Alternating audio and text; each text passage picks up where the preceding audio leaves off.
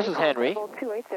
So Henry likes to, well, he likes to look this way whenever there's bad weather.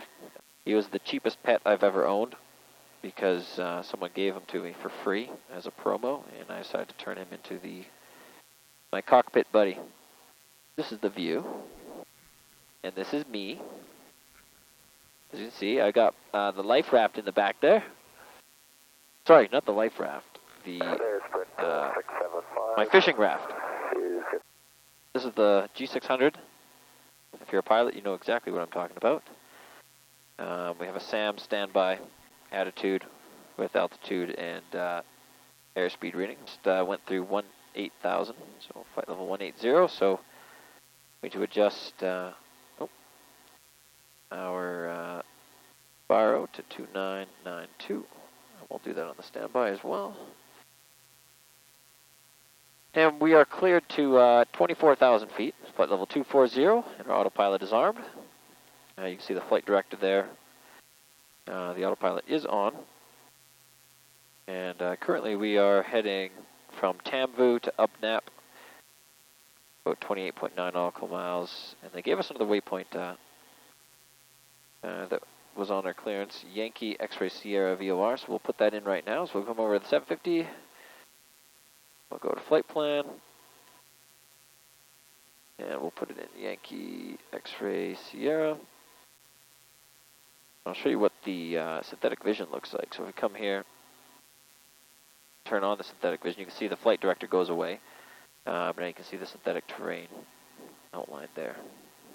I've seen a lot of people do the 750 and then the 650 below, but because of where the throttle controls are, it basically renders the 650 they had here pretty much useless because once the power's up, you can't touch the controls or anything, so it's very impractical. So with this airplane, we decided to go with dual 750s for the larger display and the remote audio with the remote audio panel. So you'll see here that there is no physical audio panel because it's all behind it. But basically, there's your audio panel. You can split mode, so if you have a co-pilot with you, he can listen to different things. You also have your speaker controls, and then the intercom function is laid out very nicely, so you can have both your music inputs. You select who's listening to what. You can also decide, okay, well, if you want to talk to the passengers, or maybe the co-pilot does, or maybe both of you want to talk to the passengers, or maybe you really hate the passengers, you don't want to talk to them at all, or maybe your co-pilot's a dick, or if you're the co-pilot and your pilot's a dick, you turn that off and you don't have to talk to him either. Or if you're all a happy family bunch, you can turn everything on and everybody talk to each other. So the remote audio panel behind the 750 is brilliant, and it gives you a lot of flexibility. So there you can see on the map where we are. Yeah, just checking on that now. There's Upnap.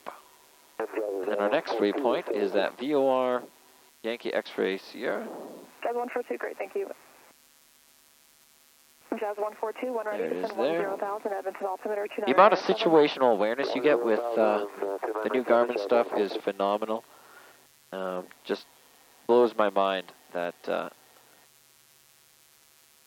you can see our power is a little bit low now that we've climbed, so I'm just going to add a little bit of power.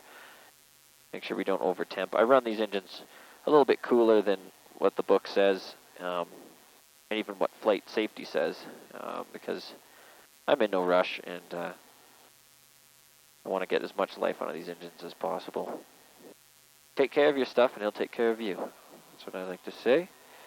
Oil temp, oil pressure is good. Fuel quantity is good and matched. There's our autopilot controller down here. All our other controls, we just have nav lights on right now. Auto feather is still armed because we're in the climb. You can see the auto feather armed lights there. But that'll come off once we reach cruise. Pitot-static and stall vane heat is always on. Prop heat not required. Any of the other stuff not required. Sometimes I'll throw the windshield heat on low just to defog and get rid of the condensation. Down here's our autopilot controls and then our pressurization, which we have we should have a cabin altitude of about 10,000 feet at flight level 2 260, but we're only going to 240, so that'll allow our cabin to be a little bit higher, but it won't be as noisy because it won't be pressured up as much. So. 280, Canada 215. All right, so we're approaching flight level 240. So what I'm going to do is lower the nose a little bit with the autopilot. That should help the autopilot capture the altitude a lot better. Roger, are you looking for a radio 18.5?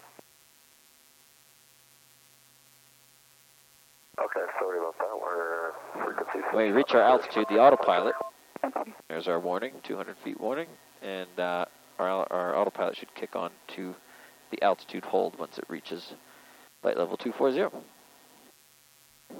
And once I'm in cruise, I'll basically match for fuel flow and just confirm that everything is very close. So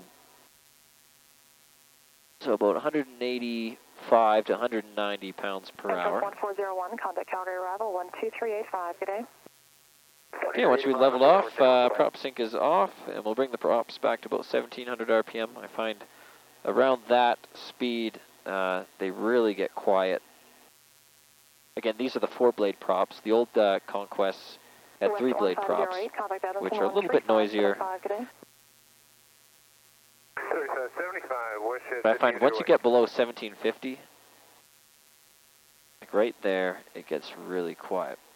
All right, so we'll leave it there. Prop sync's on. Close the butterfly valves. It should give us warm air. We don't need to use the aux heater because it's pretty warm in here as it is. All right, so we're in cruise now. Auto feather can come off. And everything can stay normal.